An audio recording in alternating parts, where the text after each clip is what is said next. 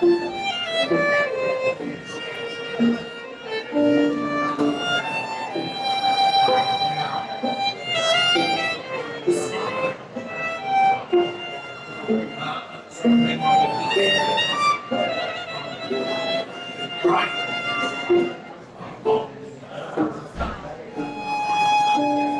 you. Thank you for 1,000 things that neither you or I now remember, but that have lined my heart with a capacity for love. Thank you for reading me to sleep night after night after night until I was ready. Thank you for holding my hand on the way to school and treating us to ice creams on the way home, just because they were genuine Italian ice cream in a small shop that needed supporting. Thank you for making us walk from youth hostel to youth hostel, propelled by the story of the map that you showed us how to read. Thank you for driving me to university with a carload of stuff and the belief that I could do this. And thank you for your patience as I explored the world in my 20s with a curiosity that forgot the needs of my parents. Thank you for pushing my baby Omni in a buggy around the streets of Lambeth so you could bring her in for a feed on my lunch break. Thank you for being my refuge when I needed it and not asking too many questions, but just chatting to keep my spirits up. Thank you for welcoming Dimitri into your heart and our family. Thank you for driving across London at night to look after Omni whilst Theo was being born, for being a man in her life that held her safe. And thank you for taking the toddler Theo on any train he liked, from one end of the map to the other, for enrolling him in multiple libraries across London so you would always have books to share. Thank you for dropping everything without a second thought to come and look after Xander when he got sick in my first week of a new job. Thank you for putting your grandchildren before your own tiredness, for always finding joy in their company and for filling our lives with laughter. And most of all, thank you for loving me in such a way that allows me to love my own children in the only way I know how, our way. And one of the reasons we're really grateful that you've come today is it feels a little bit like each of you have something of Robert. And there's something very lovely about you coming here today with a little bit of Robert. And I feel like by the end of today, we'll be able to sort of let that go and know that we carry Robert and some of the things that are very lovely about him with us.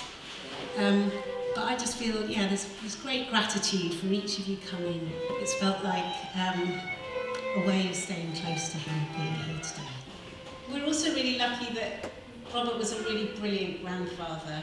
And earlier this week, on Thursday, we had a small family cremation, which was really, really lovely.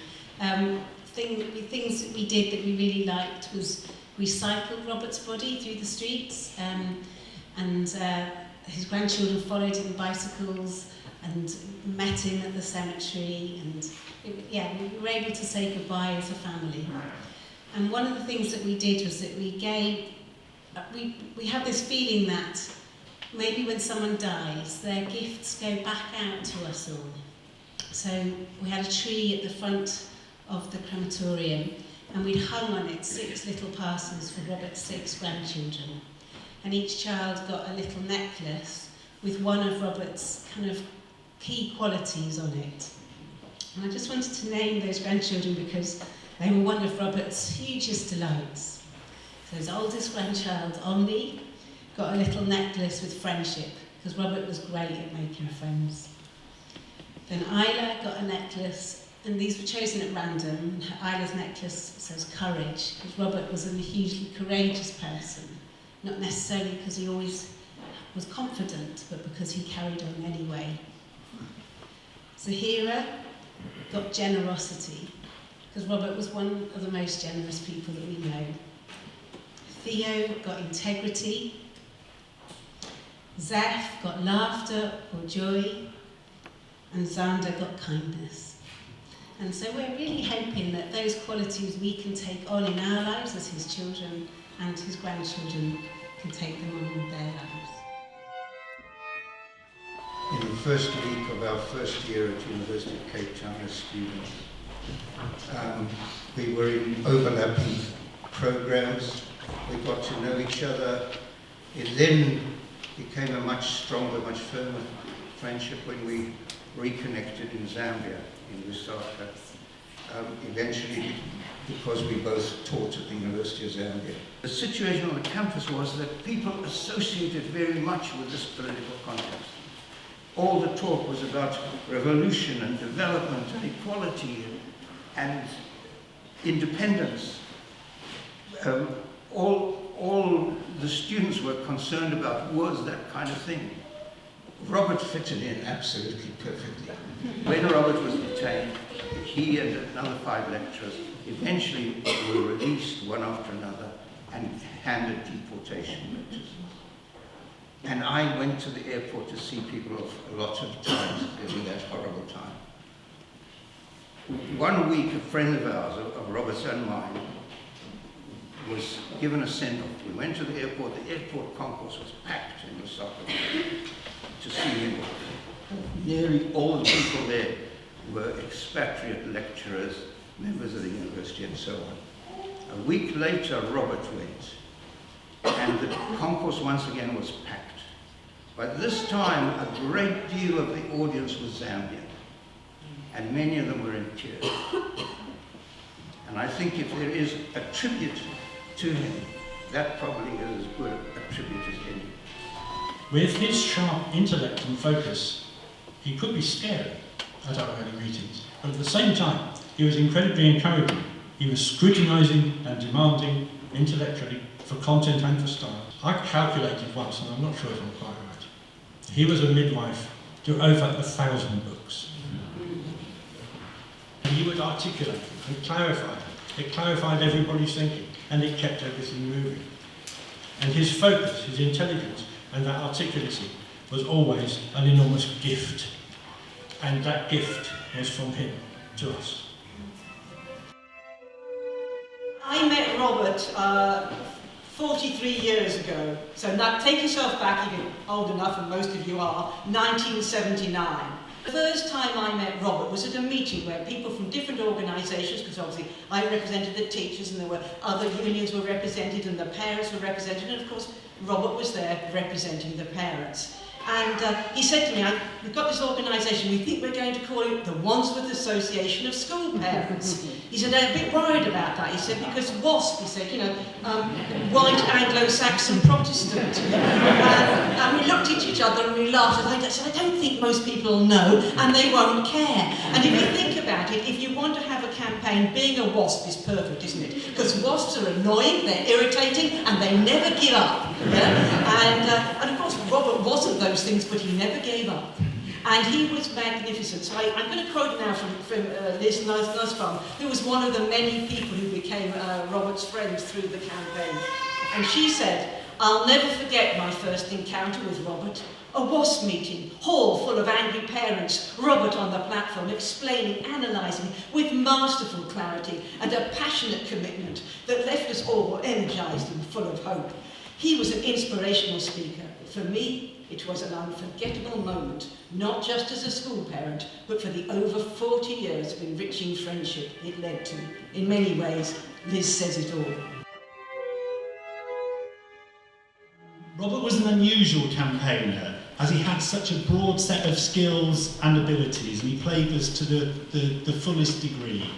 And also, as we'll see, he was a supreme organiser who was focused on getting things done that made a difference, and I think that was a key thing, really. He wanted to change things in a really positive way.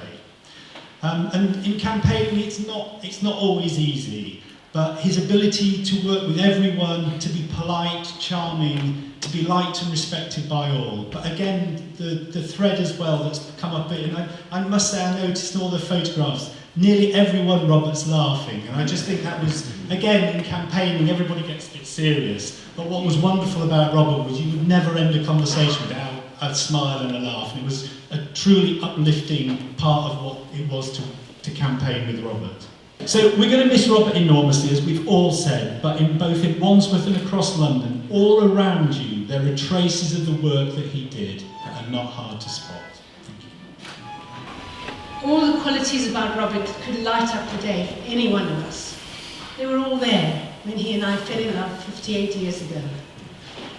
But looking back over the arc of that shared life in 3 countries, and all those different moments of history, our history and the world's history, I'm also aware of how much changed. The essential Robert was always there, but the way he used himself grew and developed in a really remarkable way. So I went out to teach, and he became a full-time dad. He'd always been a loving and very happy dad, but now he was there every minute, hands-on, full-time dad, and he said afterwards it was the best thing that had ever happened to him. It changed him in ways that he knew were entirely positive. In his last years, he did get tired. I was telling a lot of our friends he's getting a lot tireder. Nobody believed me because they only saw him in action with other people. But he was getting tired, and one might have expected that his all-embracing social energy would wane, but it actually got stronger. There was always so much to be done. Each phone conversation took longer because there's only one way he could do it, and that was to be there for the person he was interacting with. The number of long-term friends he wanted to keep proper contact with grew, and there was only one way to be with them, which was fully. It's completely astonishing how many of these people, close and far away, he had spoken to in the last few months, and never briefly. Because he was as he was, each of us here felt that our relationship with him was special, because it was. To do a really big clap, an enormously loud clap for Robert, and kind of send him off, a bit like maybe the Vikings would have done on a boat, or people in India might have done with a pyre, a sort of huge big release into the air, and then we